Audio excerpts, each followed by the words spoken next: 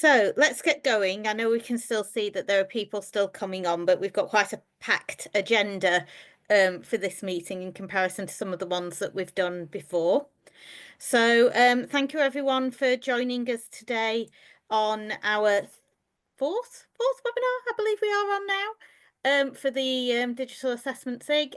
And we are looking today at managing digital assessments, particularly the area of administration and implementation. And we've got some really interesting talks for you all, which I'm sure that you'll thoroughly enjoy.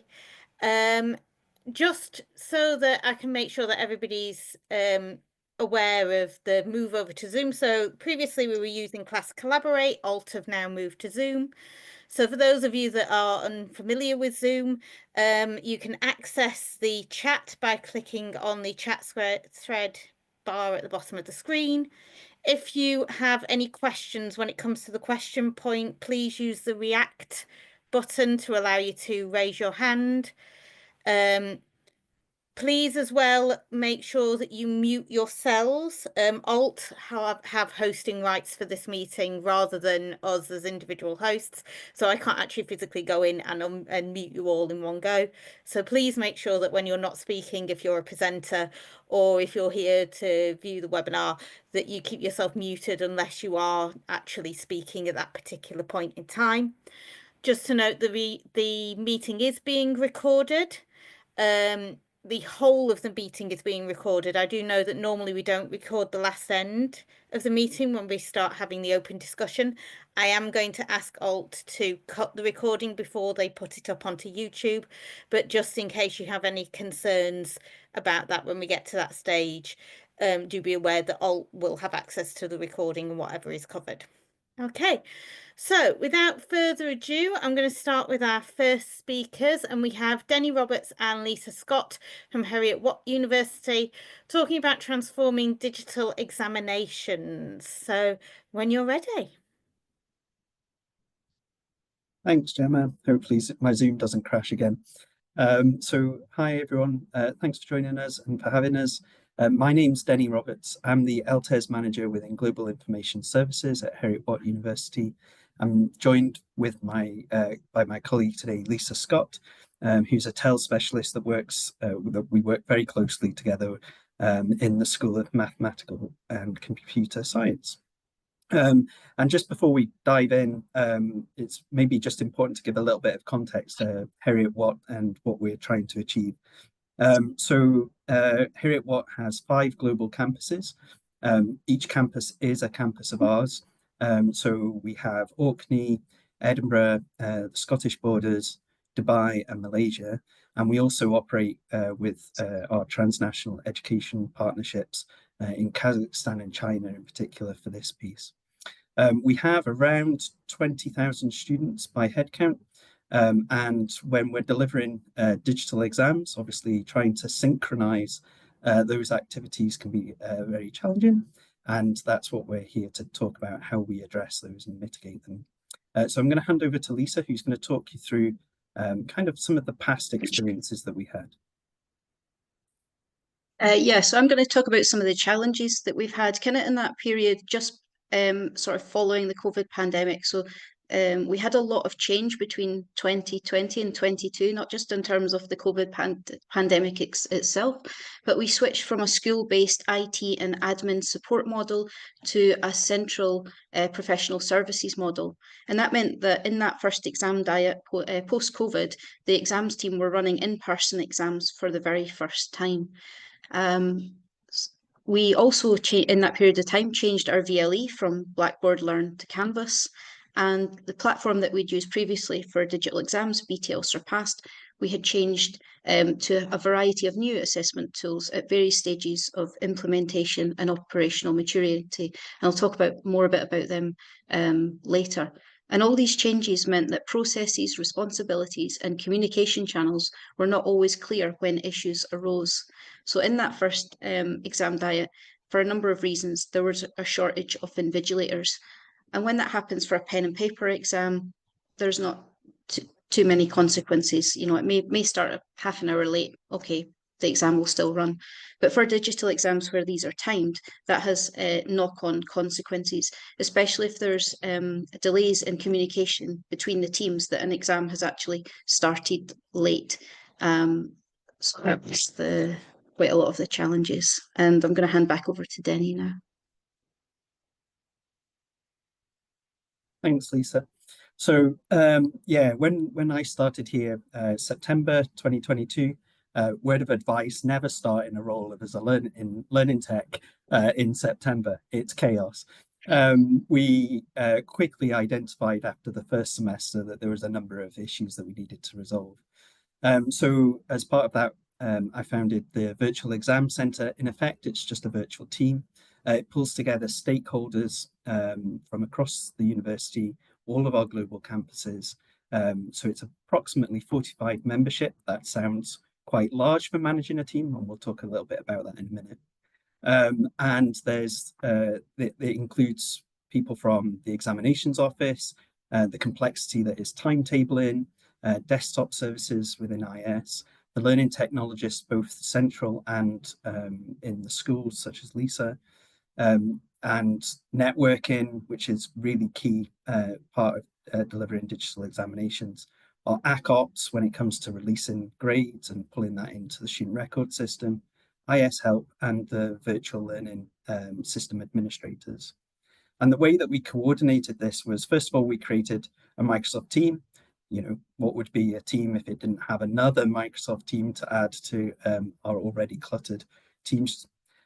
We created various channels, and these were based around activities rather than specific teams.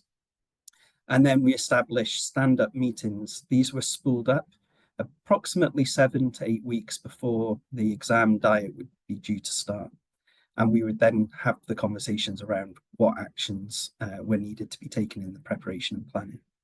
We also centralized a lot of the data that we were using to make sure that we were all using the most accurate and up-to-date information. So we make heavy use of Microsoft lists for that. It incorporates the checklist for the learning technologists, the desktop services, doing the audits of the labs that we have to coordinate. So in Edinburgh campus alone, we've got approximately 20 to 24 labs that are in use at any one time. And that doesn't include, obviously, the Dubai, Malaysia, and other campuses. And then we've also got a central repository then for our guides and processes that we're all working from and towards.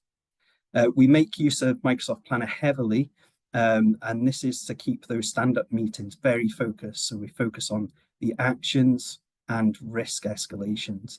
The meetings are super short, so they're 30 minutes to cover the breadth of the infrastructure and support that we have when it comes to coordinating the digital examinations. And as you can see in this picture, this screenshot, most people are smiling, which is always nice. Lisa, do you want to move us on to the next slide? Thanks. So as I said, the stand-up is action orientated. We're not looking at mutterings about whose role it is to do what. It's literally identify the risk and what are the mitigations, and then who does that reside with, and assigning that on. The implementation phase is very focused to the exam support. As Lisa described, a lot of these exams are synchronously being ran across all of our campuses. So when there is an issue that comes up, it's really important that we address it, particularly if it needs us to make an adjustment, like time adjustments, and it's maybe only impacting Malaysian students, that we can quickly respond to that. So understanding the roles and actions is really important. And then we have this reflective practice that we do at the end of each exam diet, which helps us all celebrate that we've reached the end, like we did last week, and that we can reflect on what worked really well. So if there were new things that we'd implemented, making sure we'd understood that we wanted to continue with those. And then also where there were issues, what were the mitigations? Within the wash-up, we are very succinct. We do not focus on apportioning blame. It's a culture change just as much as anything else that we've tried to develop. And it's about focusing on how we mitigate the risks, not apportioning blame. And that's a really important aspect to making sure that people feel open to talking about those issues. I'll hand back to Lisa. So I'm going to chat about our digital assessment ecosystem. And as you can see, Canvas sits at the heart of that ecosystem. Our digital exams run, as Denny says, across all of our campuses. They are in person and invigilated, and they use Canvas Classic quizzes together with Respondus Lockdown Browser. And that particular piece of software was procured as a result of risks that we had identified through our virtual exam centre, and the implementation of that was also done through the virtual exam centre. We use read and write software to provide screen reading capabilities on for those digital exams, and also coloured overlays for students who require those adjustments. We use Canvas assignments for our final online assessments, which are student uploaded assignments within a very short time period, and that has got the option of using Turnitin for plagiarism detection. Gradescope is the tool that we use to manage the digital marking of our paper-based exams. And this has grown from a very small school-led pilot of just 6 courses in that first exam diet in December 2022, through to being a fully supported option for anyone who wishes to use it to mark their exams digitally. And again, this transition was made possible due to the partnership working fostered by VEC. And this model for developing small contained pilots continues with the transition from Mobius to stack assessment for some of our mathematics courses, through to our latest pilot, which is CodeRunner, which will allow students to write and run small computer programs during their digital exams, which is obviously quite important in my school, mathematical and computer sciences. So I'm going to move on to the experiences. We found that having a shared understanding of processes means that there's no longer any single points of failure, and staff can have the occasional day off during exams without everything ground into a halt. And this new model has resulted in a much smoother experience for staff and students, and it's given the invigilators confidence that if any issues occur during our digital exams, that they will be dealt with swiftly, whether that's just a small issue such as the student has forgotten their password and can't get logged in, or to a larger issue such as what we experienced last year, which was a whole building having no internet connection 30 minutes before a digital exam was due to commence. So in that case, we could quickly, when we identified the issue, we could post a message onto the VEC channel. We could tag in the exams team, timetabling, networking, and the other learning technologists. We could very quickly arrange alternate venues and relocate around 70 students without too much undue stress. And the exam actually started, within, say, 10 minutes of the designated start time. 1 minute left. I'm going to hand very quickly back to Denny. Thanks. Thanks, Lisa. So yeah, in terms of this academic year, as part of VEC, we've completed around 350 actions. Each one of those has sub-activities, and we've delivered approximately 30,000 digital exam papers in one form or another. And we had no major issues, which is amazing and a testament to the teamwork that's been undertaken as part of this activity. We've identified a network upgrade, as Lisa talked about, requirement, which is now underway, and we hope to have in place for the summer. And we're looking to learn the lessons that we have from the exams, some of the structure and processes, and apply those across in-class tests, which is another conundrum that we're unpicking, as well as rolling out digital exams within Kazakhstan and China with our TNIPs that we're supporting. So Gemma, I shall hand back to you. We're broadly on time. I don't think we did too bad. No, not too badly at all. Thank you both. That's really, really interesting. If you have any questions for Denny or Lisa, please do pop them into the chat thread and just pop their names next to them so that when we come to the end, we can pull out the ones and give them to the relevant people. And yes, so to keep things moving, Our next presenters are Lawrence Horstman and Samaya Islam. I do apologise if I've pronounced that wrong. From the London School of Economics, and they're going to be talking about piloting digital MCQ examinations at LSE. Thanks very much, Gemma. I'm just going to get my presentation over here. So 1 second. Is everybody coming through? Is this coming through okay for everyone? Yep. Great. Okay.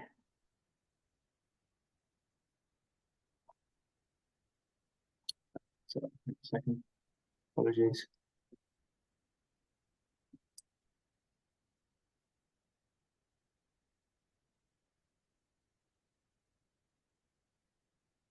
Okay. All right. Thank you very much. So, Samaya, would you like to kick off? Yeah, I'm Sumaya. I'm an assistant learning technologist from the Eden Centre at LSE, working in the digital education team. I've been working on aspects of the MCQ pilot with my colleague Lawrence, who's going to talk a bit more about the project background. Great, thanks, Samaya. My name is Lawrence. I'm a learning technologist with the digital education team at the LSE Eden Centre. Just very briefly, a little bit about what the Eden Centre is. So we're a developmental centre at LSE that's focused on staff development, curriculum enrichment and digital innovation. And as part of that, we support our core platforms and services, and we also work as subject matter experts in pilot projects and initiatives, one of which is the MCQ pilot. Which comes under a digital assessment programme, which is looking to implement change in digital assessment across the university. So just talk a little bit about the context in which the MCQ pilot emerges. So it comes really off the back of a series, a larger project actually, which is a BYOD, Bring Your Own Device e-exams project since May 2023. That's working with the platform DigiExams to deliver digital exams. About 25% of LSE's invigilated exams are now sat digitally, and we enjoy quite high satisfaction ratings for those exams. About 80% of students prefer DigiExam to paper. Off the back of that, we wanted to do some work in improving MCQ exam experience for students to provide a more natural experience.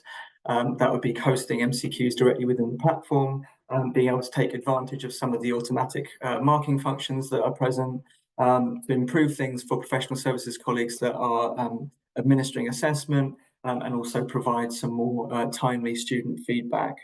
So really, the project benefits at the outset were to make some time savings through automatic marking for academic colleagues, automatically generate mark sheets, and try and improve processes for professional services.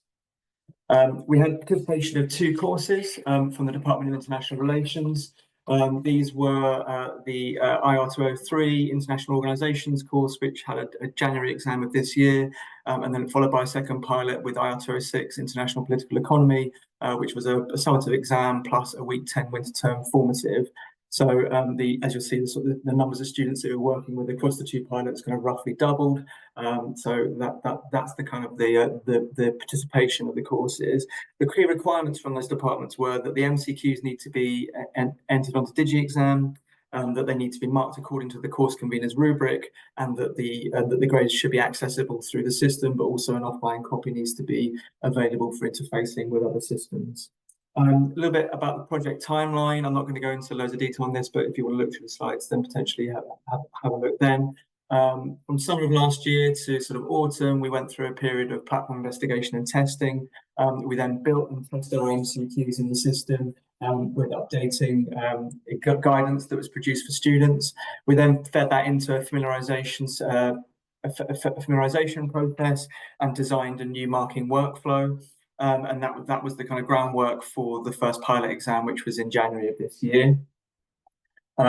We designed a new hybrid marking workflow that incorporated elements of automatic and manual marking, released grades to students before we went into a second pilot phase after February, which has kind of recently seen the IR206 exam, which was about a week ago. So I'm just going to go into some of the background before the pilot. So students who sat their MCQ on DigiExam before had a hybrid exam experience. DigiExam and exam papers were used. So students were provided a question paper booklet during the exam which contained all their questions. They were not provided with the question or answer alternatives on DigiExam. However, DigiExam was used to record their answers, and this was done on a single text box on the interface. This was first introduced for essay style exams. However, we found that the MCQ style questions also slotted into this process before. So for MCQ, students had to actually manually label the questions that they were answering and then list all their answer alternative choices. Students noted that there was a lot of back and forth between paper and DigiExam and that they were more likely to make mistakes with their answers with this style of interface. A solution to this hybrid exam experience, we made use of the MCQ style questions available on DigiExam. So that allows for questions to be displayed on DigiExam and answers to still be recorded, since the answer alternatives are now displayed on the interface, and students can easily select their answers using checkboxes, meaning that there's less room for error in student response. And each question now has their own section, so the interface is a lot less cluttered. Paper question booklets will no longer be required, so they won't be provided in the exam room as standard with this new interface.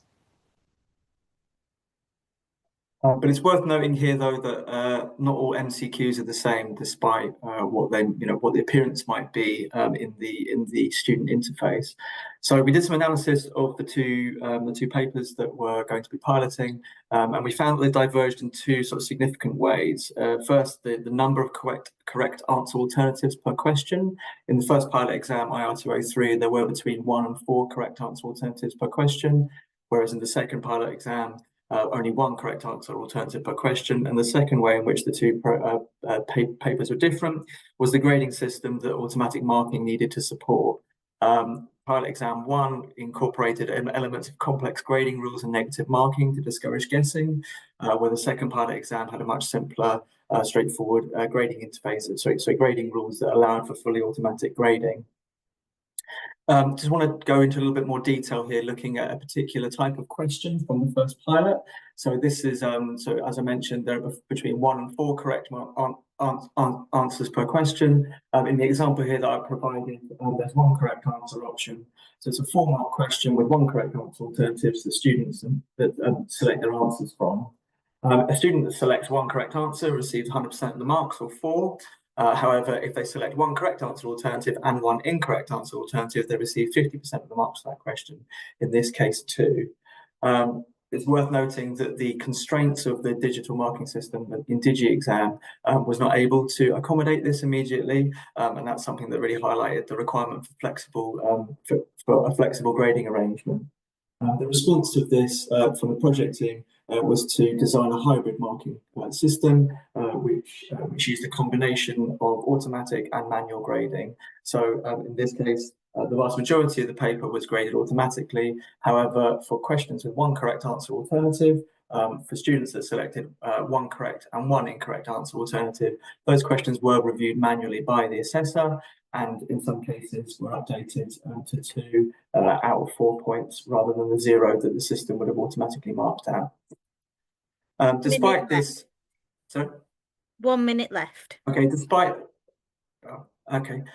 this automatic marking, the response from conveners was positive, and the largely automatic marking system was received positively. Similarly, undergraduate programs coordinator received the automatic generated marking sheets very positively.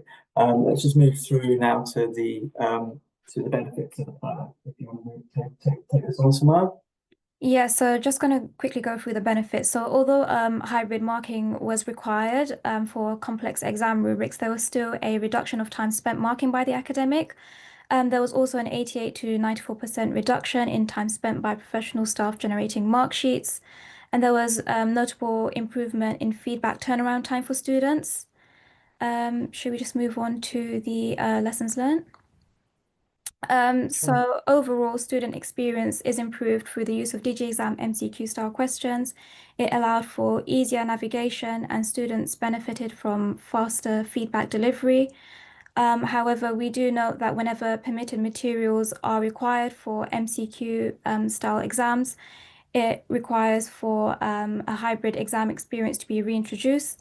And also, we realized that for a complex grading rubric, the automatic marking function cannot be used to its full ability, as Lawrence mentioned, that the hybrid manual marking must be reintroduced and can pose some challenges. However, marking is still a lot faster in comparison to marking before the pilot. Overall, we did receive a lot of positive feedback from both students and staff. And we just want to conclude by saying that this was a successful pilot overall. Excellent. Thank you both. Some really interesting insights there. I'm sure we'll get lots of questions coming into the chat. If you do have any questions for Lawrence and Samaya, please do add those into the chat and include their names so that we can pick them up later. On the theme of trying to get through everybody, we'll move straight on then to Lee Parkin from the University of Nottingham, who's going to talk to us about automated mark agreements for third-year research project students. Hopefully I'm showing the right thing. I'm not. Right, hopefully that's sharing. So thank you everyone for joining. So my name is Lee. I'm currently a teaching associate at the University of Nottingham, at least until August when the promotion kicks in. Hooray.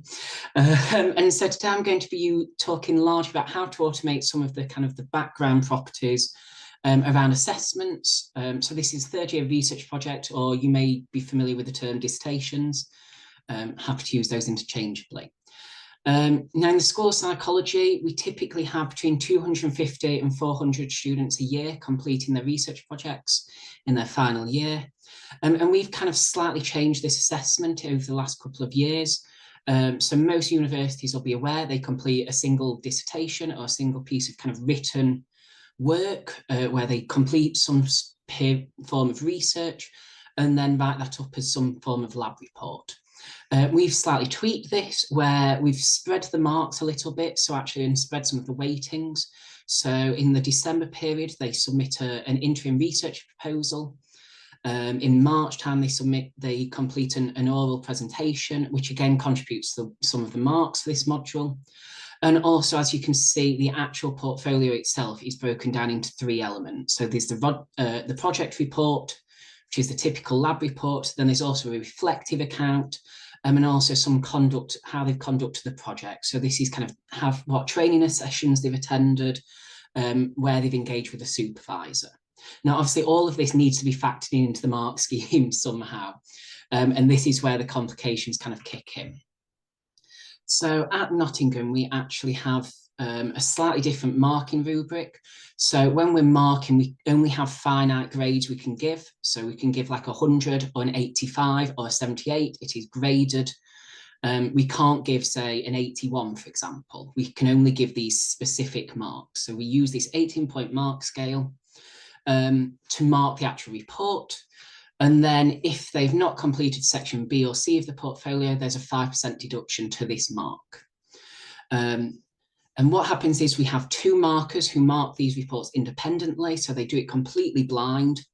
Unfortunately, so we mark in Moodle, so that is our VLE. This isn't built into Moodle. Moodle can only have 1 marker. So what we do is we complete all our marking through Microsoft Forms. Okay. And so each person fills this out independently. Now, obviously, this brings in some further challenges because if markers disagree on the marks, we need to obviously have some criteria of where do they discuss it. So, for example, if it's within a grade boundary, so if they're 2-1, if one gave a 68 and one gave a 65, we automatically award a 68. If it is more than 2 points away, so a 62 and a 68, we would have to have a mark agreement meeting. Or if it crosses a grade boundary, so for example, if one gave a 2-1 and one awarded a first, we need to have a mark agreement meeting to discuss this and say, okay, which mark is going to be awarded to the student. Now, previously, our academic office, so our exams office, would handle this decision making. So they would be tracking everyone's responses and then manually sending out emails when mark agreements were needed. This is obviously very time consuming. They quoted it was 4 members of staff taking about 8 hours each to complete this admin process. And this year they have decided they no longer have the kind of resources to kind of continue supporting us in this manner. Unfortunately, I found out quite late on this, so it was kind of a bit of a throw something together. And I'll be honest, this is where Power Automate, Kate, comes into its own. And if you've not used Power Automate, it's kind of it's fully incorporated into Office 365. So if your university subscribes to Office 365, it's free. It's there already. And thankfully, it also has Copilot embedded within it to help you when, like me, you're maybe not the most technical person in the world. So it's there to help you kind of create flows and solve problems and basically automate some of these admin processes. And that's what I've been working on over the last few weeks. Now, this is kind of I'm aware this looks quite horrible, I'll be honest, it is. This is the beast that I've created, I suppose, over the last few weeks that does all these kind of mark agreement meetings. So what it does is it kind of, whenever someone completes a Microsoft form, it triggers the automation and it updates the mark sheet. So it's quite handy that we don't have to do any mark sheet manually, anything like that. We don't have to manually put any marks anywhere. It all does it for us. So one of the markers will complete their marking and it updates the sheet and then stops and waits till the other marker comes in. And so when the other marker has completed their marking, it will trigger this automation to say, okay, what grades is each marker given? Do we need to have some mark agreement? If one's given, say, 62 and another 65, it will automatically update the mark sheet and award the 65. If that isn't the case, and mark agreement is needed, it will automatically send out an email to both markers with all the information that they filled in into the forms and kind of give them the opportunity to have this mark agreement meeting.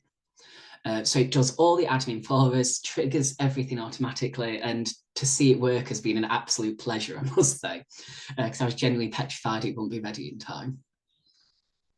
Okay, this is the sort of information it sends to staff. So this is just an example of something I've made up. So they obviously have various criteria when they're marking. So they rate different elements of the project. So it could be interpretation of the results or how well they've done data analysis, and gives a final suggested grade, and then gives them a link to another Microsoft form that says, you need to have this mark agreement meeting. Here's all the information. Here's your comments. Have your meeting and then fill out this next form. Okay, so it does all this for us. It's really handy. Once that's completed then, so the markers will have their mark agreement meeting and decide what award they want to find the award. They will fill out another Microsoft form, which will then update again the mark sheet with a final mark. So if one's said originally a 62, one said a 68, they might decide to meet in the middle, award a 65. It will then update that to the final mark sheet as well. If they can't make a decision, so they can't come to a compromise, I suppose, it triggers an email to the module convener to bring in an independent third marker. So someone else will then be brought in who will mark it and kind of give a final weighting on this.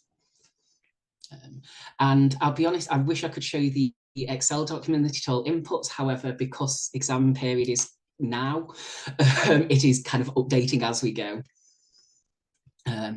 Like I say, it does actually seem to be working. There's a lot more work I do want to do because, like I say, this was brought in to kind of do the core bit and a lot of the admin heavy lifting. In future, kind of going forward, I think we can kind of bring in to reminders to markers if people have extensions or ECs. It can combine other elements from the project and integrate those marks into this kind of master mark sheet as well. And what I would just say is, if you've not had a chance to have a go with Power Automate, please have a look, because I believe it can integrate with Canvas, Blackboard, Moodle, that sort of thing. I've not played around with that yet, but it does have really big potential to kind of speed up marking and do a lot of the admin responsibilities around assessments. I think that is about it. So thank you very much for listening. And perfectly on time as well, Lee. Thank you. Fabulous. So if anyone has any questions, please do pop those into the chat thread. Next, we've got, and I do apologize again if I get these wrong, we've got Xizhong Chen and Yihua Huang from the University of Warwick, talking about transitioning language exams to online delivery in higher education. And yes, I will just bring up those for you, those, because you seem to, as you said, you seem to be struggling with sharing the screen. So if you just give me a moment and I'll bring up the screen for you. Thank you. That one, that's yours.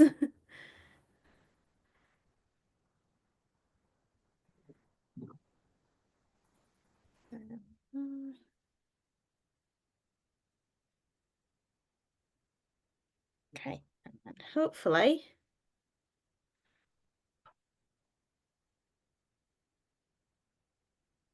there we go. Can everyone see that? This is not the right one. Oh no, sorry, wrong one. Just one moment. Let me just find you wrong. That's the one, sorry.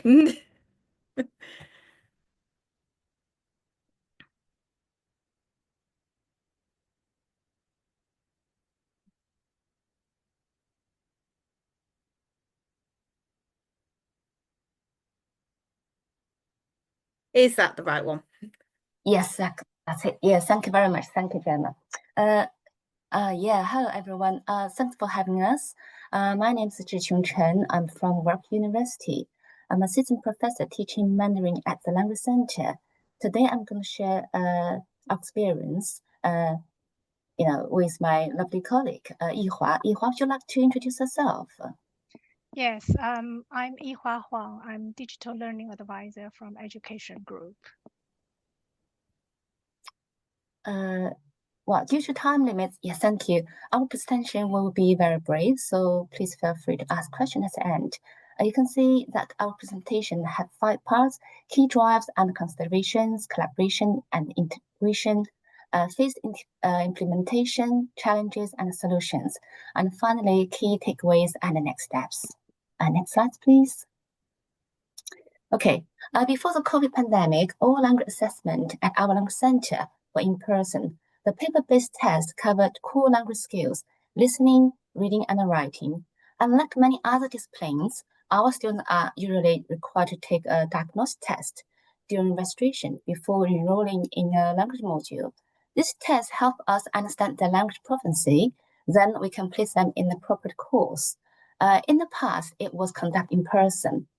And however, with the COVID, many things changed. We had to move all tests online in a very short time frame. To facilitate this, we adopted question mark perception, QMP, which is a centrally supported platform at our university. And it has already been successfully used in other departments, for example, engineering, for large-scale assessment. Functionally, the platform met all our requirements for written exams. For example, it supports both objective and subjective question types, accommodate Chinese characters, and allow file uploads. It can also automatically play audio files for listening tests, which closely replicate our in-class experience. One particular valuable feature is its branching function, which can dynamically adjust question difficulty based on student responses, and this is essential for our diagnostic tests. And another crucial precondition I would like to mention is that the digital assessment advisors were available to anticipate common challenges and propose proactive solutions, which greatly streamline the transition. They're brilliant, and my colleague Yihua is one of them.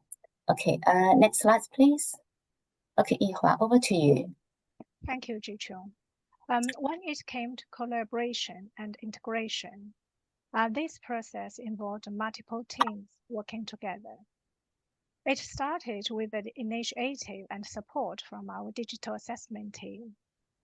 Because we've already worked with other departments on online exams, we were able to offer practical advice right from the beginning. We shared examples of good practice and helped set up the initial exam templates so they'd work well for language assessment. Then we provided hands-on training sessions and supporting materials and followed up with ongoing support.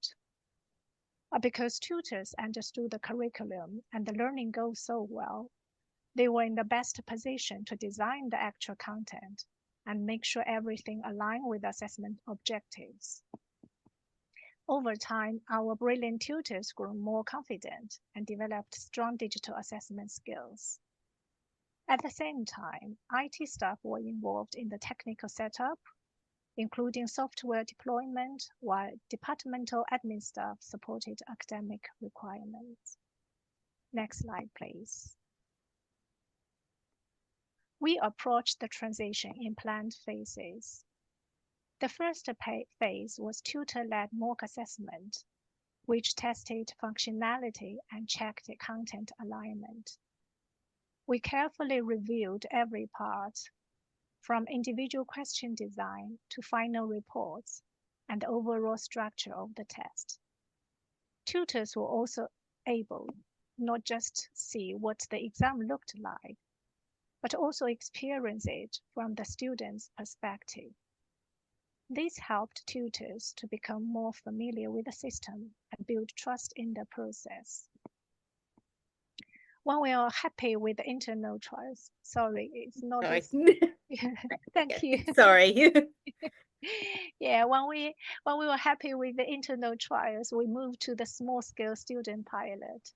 A small group of students took part to simulate exam experience. This was a really important step, especially for language assessment like Chinese, where we needed to ensure the platform could handle features such as character recognition and text input. We also gathered student feedback on usability and experience for the online exams. The phase 3 is the full-scale implementations. After all testing completed and staff feel confident, we rolled out the assessment to different level groups. Again, we provided students with clear instructions well in advance, but the key focus at this stage was making the mock exam compulsory. We could then check who had accessed it and follow up if needed. By ensuring everyone complete the mock exam, we significantly reduced potential issues for the actual exams. At this final stage, all teams collaborated to help exam run as smoothly as planned. Next slide, please. Thank you. Of course, there were some challenges along the way. One big concern was how to prevent misconduct, especially during remote exams, to keep academic integrity. To address this, we used a mix of smart test design and building secure features on the platform. For examples, we implemented questions bank so that each student receives a different set of questions. We also disabled the back button to prevent students from revisiting their previous answers, and we also applied strict time limits to the exam. In some cases, we also used secure browsers to block access to other resources, and where possible, we held exam in class for extra supervisions. From the user perspectives, students express concerns about the limitation of the online annotation tools, difficulties with time management, and the lack of flexibility in accessing the questions in their preferred order. To address these issues, we introduced a mock test, which helps students not only become familiar with the platform, but also build their confidence ahead of the actual exams. Finally, we also make sure a contingency plan were in place for any unexpected issues, and real-time technical support was available throughout the exam to make sure everything runs smoothly. Next slide, please. Now I'm handed over to Zhiqiu. Okay, thank you, Yuhua. Reflecting on our experience, we'd like to address how important teamwork was. It was a close collaboration between academics, advisors, and tech staff that made everything come together and ensure a seamless transition. And at the same time, it's crucial to keep things student-focused. We believe student experience and needs must remain at the heart of system design and implementation. We also believe the adoption of digital assessment has certainly brought advantages for learners, for academics, and for departmental administration. For example, for learners, the platform has enhanced accessibility. Audio quality improvement have also enhanced their listening experience. And surprisingly, some students reported reduced exam anxiety, especially when it is conducted remotely. It's not because it gives them opportunity to do things that they shouldn't do, but because it offers a more flexible testing environment. For academics, the platform has streamlined the marking process, improved accuracy, and reduced the time required for grading objective questions. Also, online darkness test makes enrollment process much more efficient. The integrated learning analytics provided by the platform provide valuable insights into both individual and cohort performance. You will see the screenshot at the end.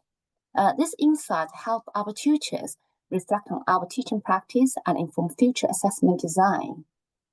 For departmental administration, one big improvement is that they no longer need separate process to handle alternative exam arrangement because the platform can now support it. So, looking forward, this experience points to promising directions, such as the integration of AI-assisted assessment, data-driven insights through analytics, and ongoing refinement of inclusive digital assessment practice. Next slide, please. You've got 1 minute. Yes. Next slide, a few screenshots to give you a quick look at our online test. So on this slide, you can see the question design and branching questions. And the next slide, please. And this slide shows student performance analysis. Okay, that's all from us. Thank you. Excellent. Thank you both. Stop sharing for a moment. There we go. Okay, brilliant. Thank you.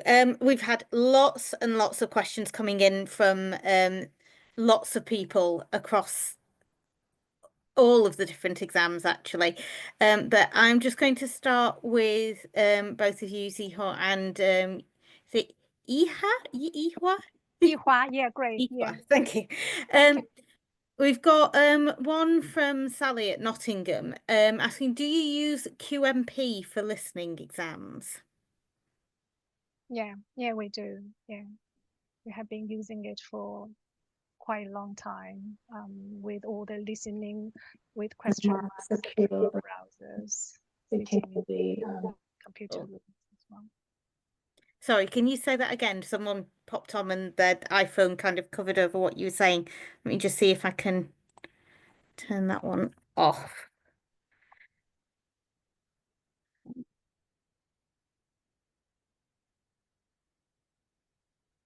Unfortunately, I don't think I can mute them.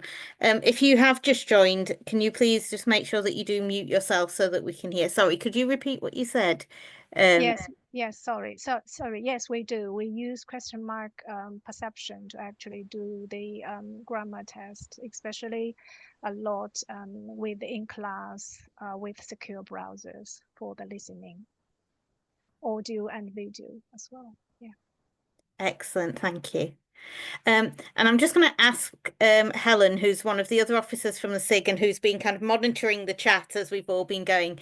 Helen, are there any questions in the chat that have had some particularly large bits of traction that we could pick out? Oh gosh. I mean, there's lots that have been answered. I thought there was an interesting one that was about if you have invigilated exams, why do you then need a lockdown browser? And that kind of question as to like, I think the ultimate conclusion was kind of it's just that extra security. But I thought that was an interesting point because it did make me think, oh yeah, why do we? Yeah, so I think anyone who's been talking about digital exams, then if any of you would you like to take that, feel free. I'm happy to from our perspective. So for us, the challenge was being able to view all the screens at any one time is impossible. With the PCs being connected to the internet, there was the enhanced concern around academic integrity with ChatGPT and the like. So the lockdown browser just meant that it took away a lot of the concerns people had. So it was just as much about providing confidence to academic colleagues that the exam integrity was maintained, just as much as it was from a pragmatic perspective with the invigilators being in the room. Mm. Yeah, because the lockdown browser also blocked all the external resources. But you can actually set if you want student to access particular website, you can actually just list it there. So it's convenient for, from the academic integrity point of view. Yeah. Excellent. Yeah, it actually took us a while to get that configuration balance just right. It was iterative, let's say it. Yeah, I think it's just a question of practicality as well, to be honest. In the larger exam rooms, we might have 60 to 70 students in there. You may have 4, 5 members of staff supporting, and some of those are only supporting in a sort of purely technical capacity, just in case students have device failures or they need technical help. So really, you might only have a couple of real invigilators, quote unquote. So yeah, I think the lockdown is just that extra bit of confidence, as Danny mentioned. Excellent, thank you. And I think this is probably another one for people with exams. And then Lee, I do promise I have something that's non-exam related for you too. There was a lot of discussion about how people are getting around different multi-factors. So if you've got exams, are you using multi-factor authentication for students? And if you are, how are you getting around that particular issue?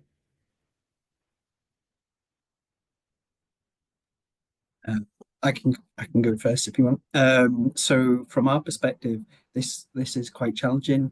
The way that the different campuses are configured is different from a networking perspective. So we were originally able to only isolate the MFA requirements to specific labs on the Edinburgh Malaysian campus.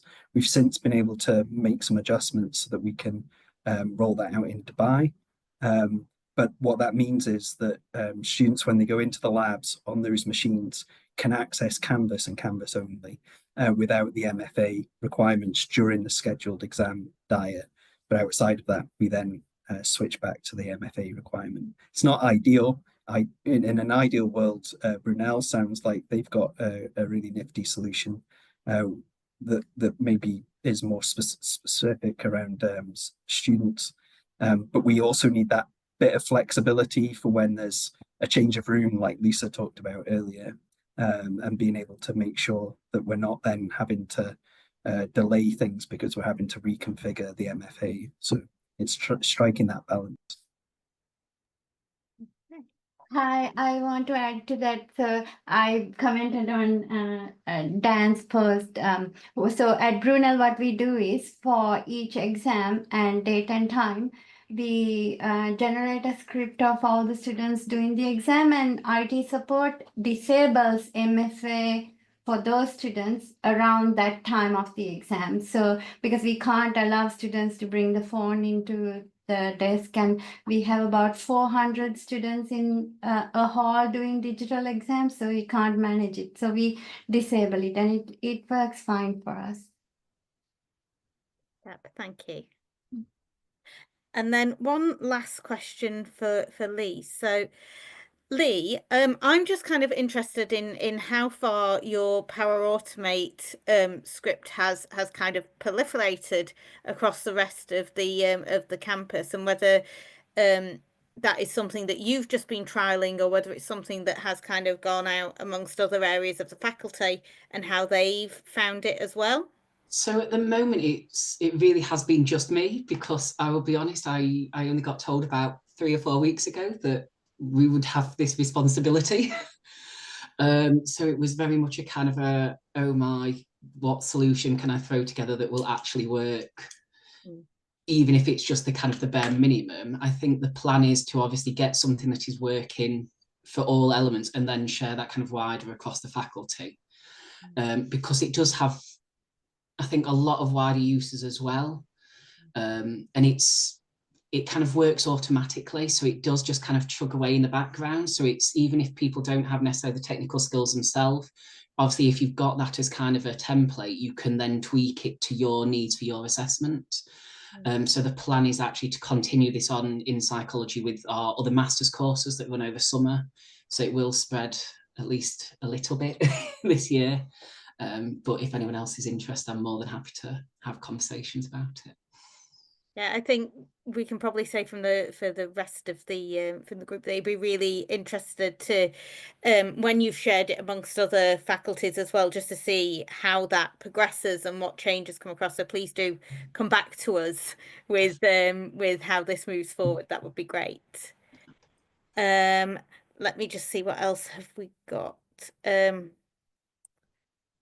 I think actually we're getting to the point where it might be a good idea for us to switch over into our general kind of open discussion area. So